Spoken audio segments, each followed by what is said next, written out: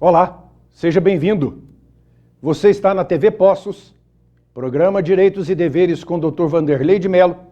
Eu sou Carlos Camargo.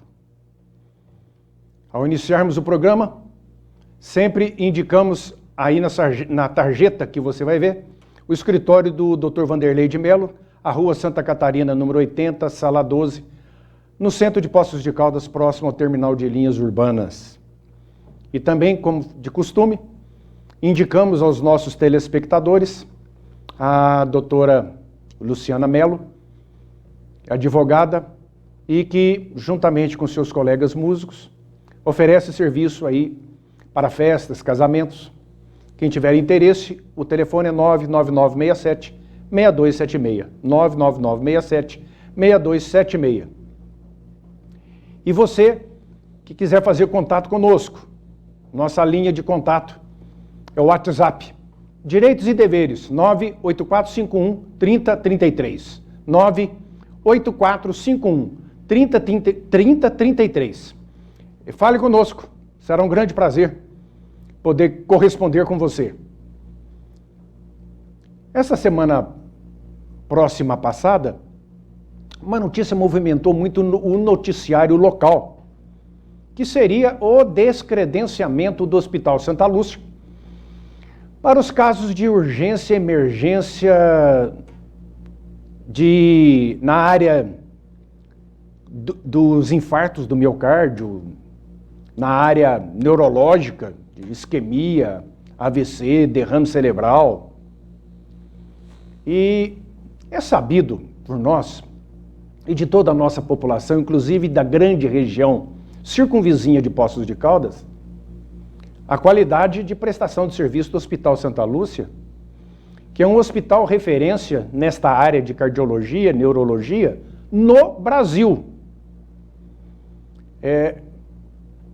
Ele já recebeu os prêmios, os maiores prêmios que possam ser dados dentro da medicina especializada, dentro do Brasil, ao Hospital Santa Lúcia. E muitas das vezes a pessoa sai daqui de Poços de Caldas para ir para outro lugar, para fazer um tratamento, sendo que aqui tem um tratamento até superior. Isso, as melhores testemunhas para que eu estou dizendo, são as pessoas de fora de Poços de Caldas, que para cá vêm, são internadas, tratadas, recuperadas, e saem daqui gratas pelo atendimento, a prestação, a rapidez e a infraestrutura, que é o que mais é importante, né? Infraestrutura de equipamento e de mão de obra, de profissionais. Então, sem sombra de dúvida, o Hospital Santa Lúcia é um hospital de ponta de linha, é um hospital de excelência nesse assunto que nós estamos falando aqui, de cardiologia e neurologia. O governo do estado de Minas Gerais, o governador Zema, está implantando um projeto para uma reformulação da política dos hospitais em Minas Gerais no que diz respeito aos atendimentos pelo SUS. Porque o governo federal manda para o governo do estado a verba. E o governo do estado é que vai administrar, é que vai distribuir essa verba, esse dinheiro do SUS, conforme as necessidades. Então, esse Valor a Minas, que é o nome desse projeto, que o governo está levando em frente, vai destinar uma verba muito grande para os hospitais, no que diz respeito ao atendimento pelo SUS. E nessas reuniões com o secretário de Estado da Saúde, chegaram a uma conclusão que esses atendimentos deveriam ser feitos em hospitais filantrópicos, hospitais que não são particulares, hospitais que não visa lucro porque são de filantropia. Caso de santas casas. Nós temos em Minas Gerais aí por volta de mais de 70 Santa Casas, entidade filantrópica, sem fins lucrativos. E além da Santa Casa, existem outros hospitais filantrópicos, ligados a igrejas, ligados às próprias prefeituras, hospitais municipais, estaduais, que não são filantrópicos, que são filantrópicos, melhor dizendo. Mas aí fica a pergunta, mas por que, em se tratando da chamada entrada, porta de entrada de urgência e emergência no âmbito cardíaco neurológico, tem que ser nesses hospitais?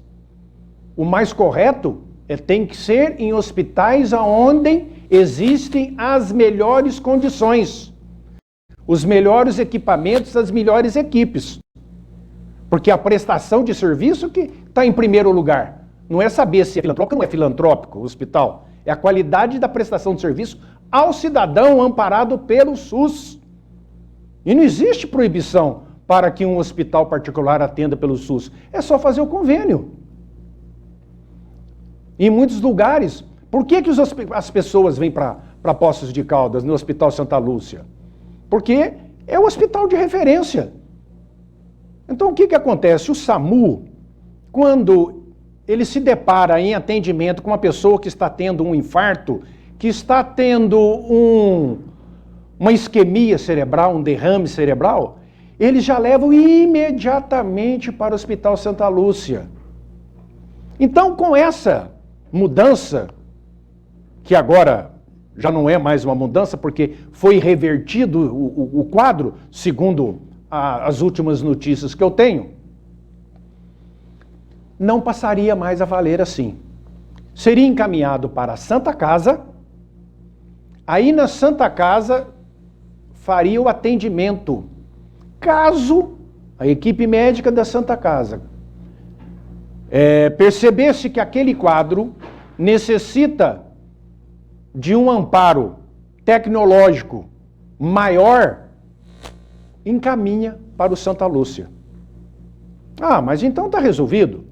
Ao invés de levar para o Santa Lúcia, leva para a Santa Casa. Se na Santa Casa resolver, bem. Se não resolver, manda para o Santa Lúcia. Não, mas não é assim não. Em se tratando de urgência e emergência cardíaca, neurológica, o tempo, um minuto, o segundo é precioso.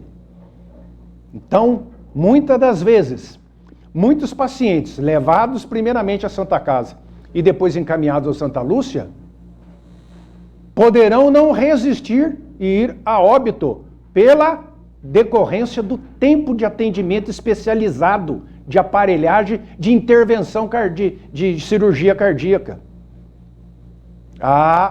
O tempo é o fator principal nesses casos. O infartado, sendo atendido rapidamente, a probabilidade de sobrevivência é muito grande. E não é só a sobrevivência, são as sequelas, as marcas que ficam, os impedimentos que a pessoa fica depois, principalmente na área neurológica, de um derrame cerebral. A pessoa fica com limitações de mobilidade e de tanto de coisa. Sendo rápida a intervenção médica, mais chance de sobrevivência e mais chance de não ter sequelas, problemas futuros. Então, ao que parece, houve aí uma reunião em Belo Horizonte com o doutor A1 e mais alguns prefeitos da região e mais alguns políticos, onde explicaram ao senhor secretário da Saúde, de Estado da Saúde, como é que funciona o Santa Lúcia. Então, segundo eles, teria revertido esta ordem, ou seja, o Hospital Santa Lúcia continuaria a fazer o atendimento de urgência e emergência cardiológica, neurológica. E as coisas voltam como estavam. Assim esperamos. Sem tirar o mérito da Santa Casa daqui ou de qualquer Santa Casa do Estado de Minas Gerais, ou sem tirar o mérito de qualquer hospital filantrópico de Minas Gerais. Todos são muito bons. Todos têm equipes muito boas, excelentes profissionais de todos os níveis. O problema não é esse. O problema é estrutura, equipamento, aparelhagem. É aí que o Santa Lúcia tem o diferencial. Então, quem tem o convênio particular, então não precisa se preocupar com isso. Então essa notícia que eu estou dando aqui não vai afetar a pessoa de forma alguma. Tem convênio particular e ele vai ser atendido no hospital que o seu convênio autorizar. Então, no caso aqui do Santa Lúcia de Poços de Caldas, ele atende por todos os convênios, então a pessoa já vai direto para lá. Não tem problema. A situação que estava pegando é com relação ao SUS.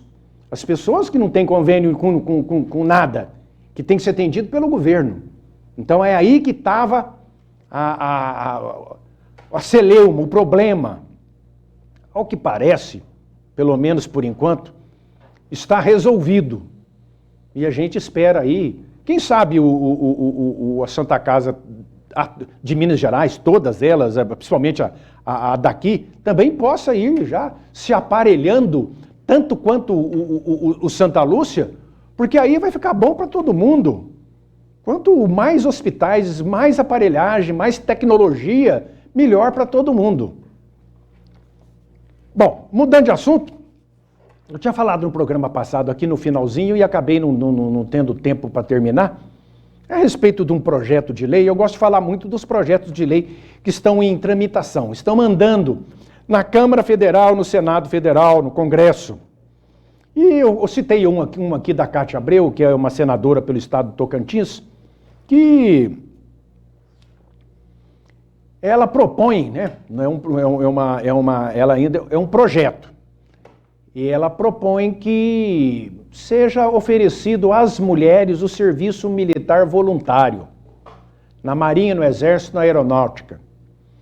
Como existe o serviço militar obrigatório para os homens. Então a proposta dela é que seja estendida às mulheres, mas aí não obrigatório, voluntário. Deixando aí uma faixa aí de 30% do número de pessoas que forem se alistar. Então, se for alistar 100, 70 homens, 30 mulheres. Eu tinha dito que eu não tinha entendido o porquê dessa matéria, porque todo projeto de lei tem que ter um fundamento, né? Para dar oportunidade para as mulheres ingressarem nas Forças Armadas. Mas isso já existe. Qualquer mulher acima dos 18 anos, ela pode fazer concurso para ser uma praça, né? Um sargento, para começar uma carreira como sargento no Exército, na Marinha, na Aeronáutica. Através de um vestibular, vai para uma academia, como tem aqui em Três Corações, a ESA, Escola de Sargento das Armas, que até está passando por uma transformação, e faz o curso lá, no caso do Exército, e depois é encaminhada para uma unidade militar.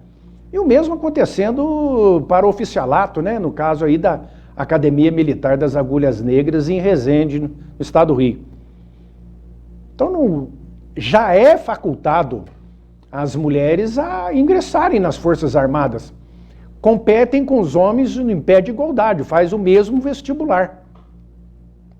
Agora, como voluntária para o caso de só tirar o tempo militar de serviço, o homem entra, obrigatório, vai lá, passa um tempo onde tem unidade militar, onde não tem a maioria são tiros de guerra, né, como é o caso aqui de Poços de Caldas, fica lá um determinado tempo, 10 meses, 1 ano, e é liberado, recebe o certificado e vai cuidar da sua vida. No caso, não dali, se aquela pessoa quiser ingressar como carreira, ele deverá fazer o concurso. A não ser nas unidades grandes do Exército, que não são tiro de guerra, onde poderá ficar por um determinado tempo, que é o conhecido soldado enganjado, cabo enganjado, eu acho que por 5 anos, até se ele consiga passar num curso de formação de sargento. Então já existe isso para homem, agora ela tem um projeto dessa senadora para abrir para mulher. Aí a mulher vai lá, fica 10 meses, 1 ano, acaba o curso, ela é liberada, e aí? O que é? Seria alguma coisa para currículo? uma experiência de vida.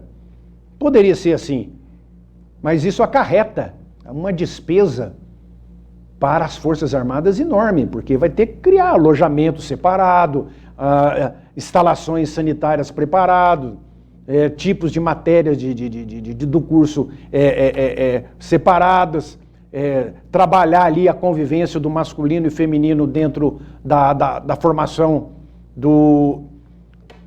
daquele que está cursando o tempo. Isso num país onde nós não podemos dar o luxo aí de ficar inventando moda para gastar dinheiro. Se tivesse tudo a mil maravilhas, mas não é assim que as coisas estão acontecendo. É já que a gente volta.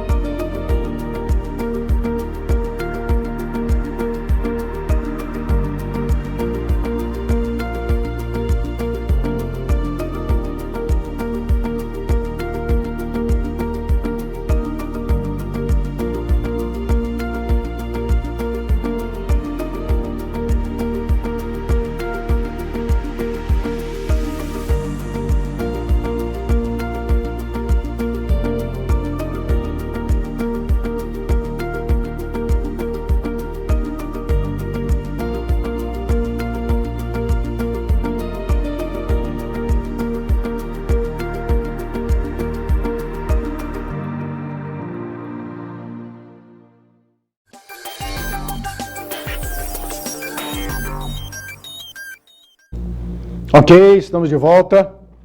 Reiteramos a você aí, se quiser fazer contato conosco através do WhatsApp, será um prazer receber aí a sua mensagem, né?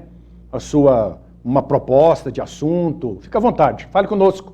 98451-3033. 98451-3033. Direitos e deveres.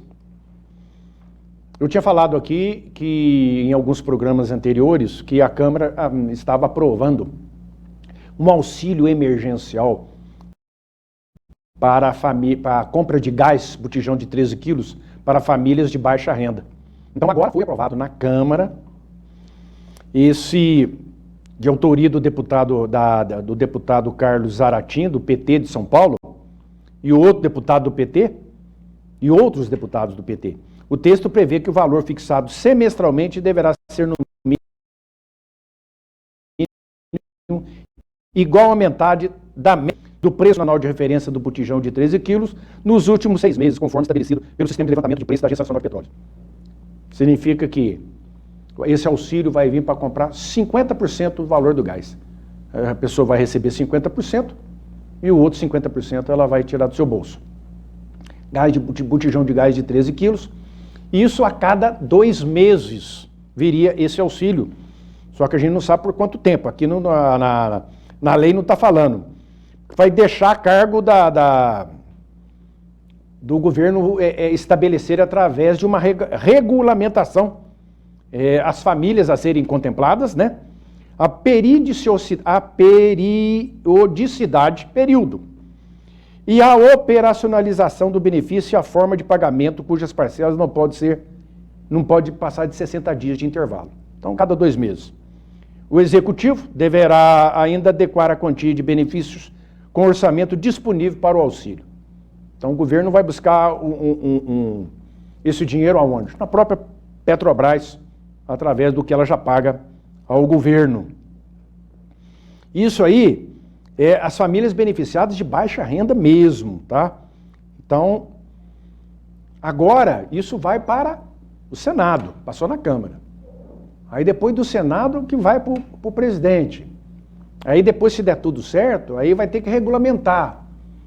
Aí vai mais uns 30 dias, daí para cima, para montar essa regulamentação. Como é que vai ser, que jeito que vai ser, quem que vai receber, as famílias de baixa renda, cadastradas aí na Caixa Econômica Federal, como é que vai vir esse pagamento, vai vir direto na conta, vai pagar lá a empresa do gás? Então, Tudo isso vai vir na regulamentação.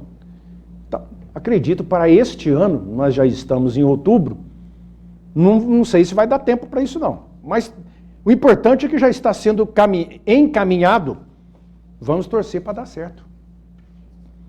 Toda vez que eu falo aqui a respeito de passaporte de vacina, passaporte sanitário, sempre aparece polêmica, né?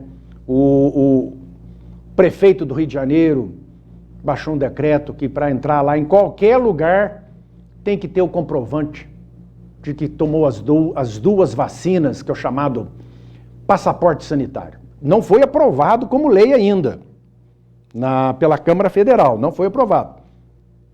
Mas prefeitos já estão fazendo a seu modo, governadores estão fazendo a seu modo, está gerando uma polêmica aí pelo Brasil inteiro. Então, vamos esperar que desta vez o Rio de Janeiro consiga entrar num acordo, porque o Tribunal de Justiça do Rio de Janeiro, ele cancelou o decreto do prefeito. Aí a Prefeitura do Rio de Janeiro entrou com recurso ao Supremo Tribunal Federal e o ministro Fux restabeleceu. Ou seja, está valendo o decreto do prefeito do Rio de Janeiro. E isso aí desencadeia uma coisa julgada praticamente para todos os lugares onde está acontecendo essa polêmica aí.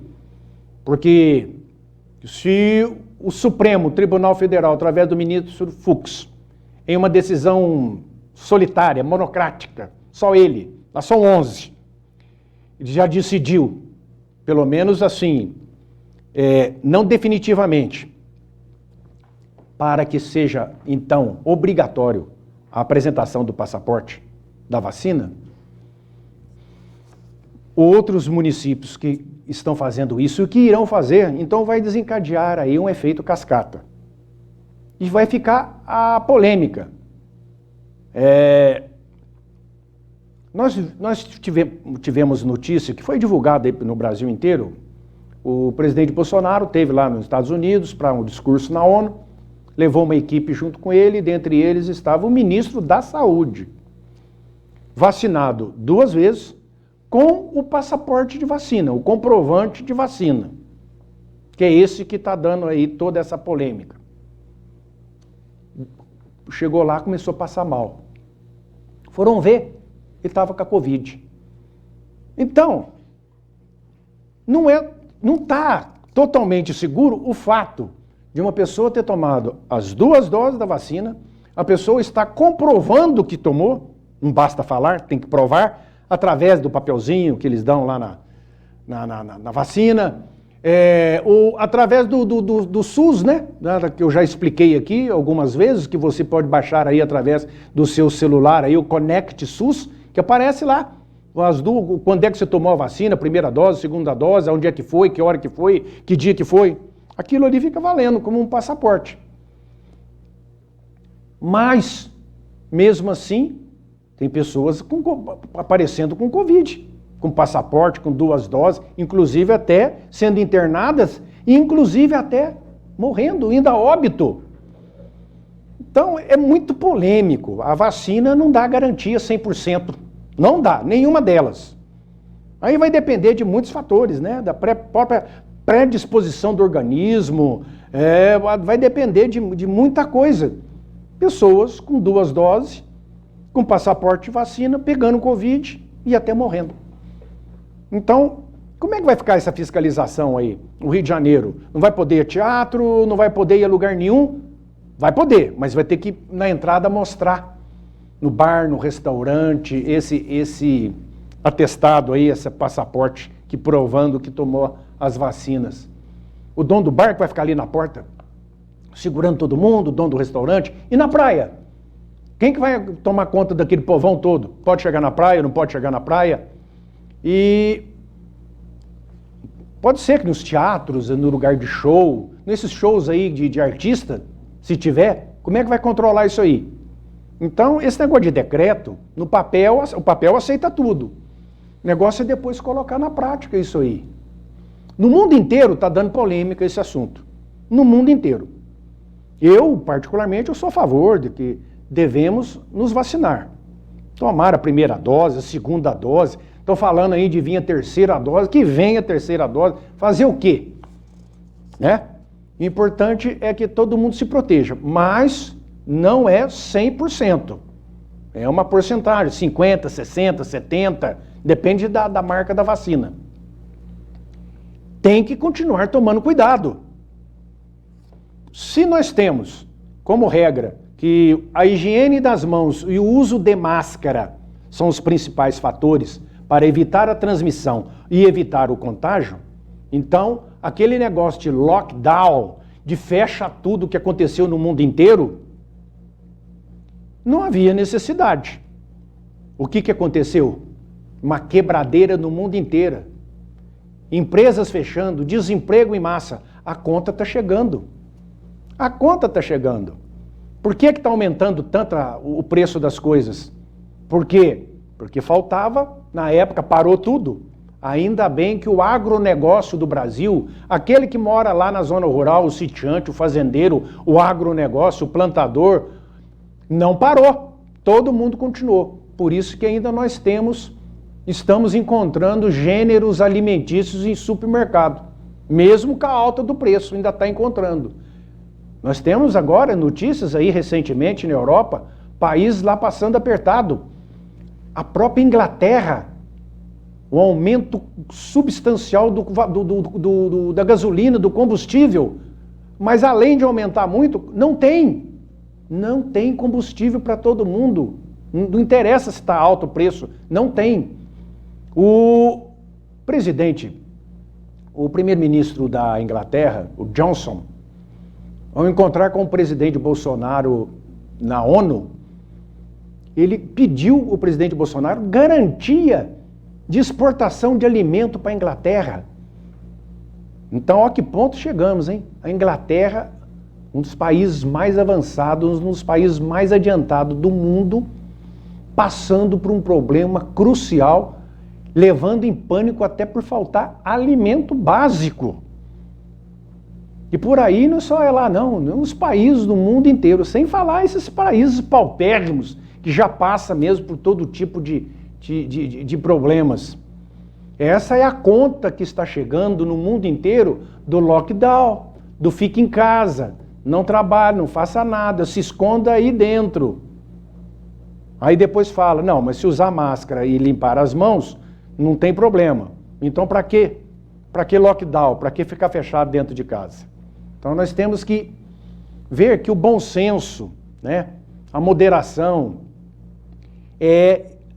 poderia se ter feito todas as medidas de precaução sem fechar, sem esse desemprego em massa, patrão tendo que fechar o seu comércio, a sua indústria, mandando todo mundo embora, no mundo inteiro, não é só aqui não. A conta chega, a fatura chega, e chegou para o mundo inteiro. Então estamos passando aí problemas. A alta de gasolina no Brasil está subindo muito? Está subindo no mundo inteiro. Os alimentos no Brasil estão subindo cada dia, estão. A inflação está chegando, está havendo aumento de inflação, está no mundo inteiro. Países aí que tinham um padrão de vida excelente estão passando apertado e vão passar muito mais. E a situação na Europa, nos grandes países, vai piorar mais ainda. Então, o prognóstico não é do melhor. O que acontece? Soma-se a isso que, além da pandemia, aí vem aqui no Brasil aquela onda de inverno violenta, com gelo na região sul, com geada na região sudeste. O que acontece? Perda na lavoura. Agora estamos atravessando uma crise hídrica, uma seca jamais vista na história. Tudo seco, rio, represa. Estamos sem água. Água no Brasil inteiro, faltando água. O que vai acontecer? Energia elétrica é feita da água. Não tem água, não tem energia elétrica. Já tem cidades aí faltando luz. Já tem cidades aí fazendo aí revezamento de luz. Então, a coisa está complicada. Não é só a pandemia, não. A natureza também andou sendo muito forte. Efeito o quê? Estufa. Cadê as matas? Cadê as florestas que foram todas jogadas no chão? A fatura chega. Semana que vem tem mais. Obrigado pela audiência. Um abraço, fiquem com Deus.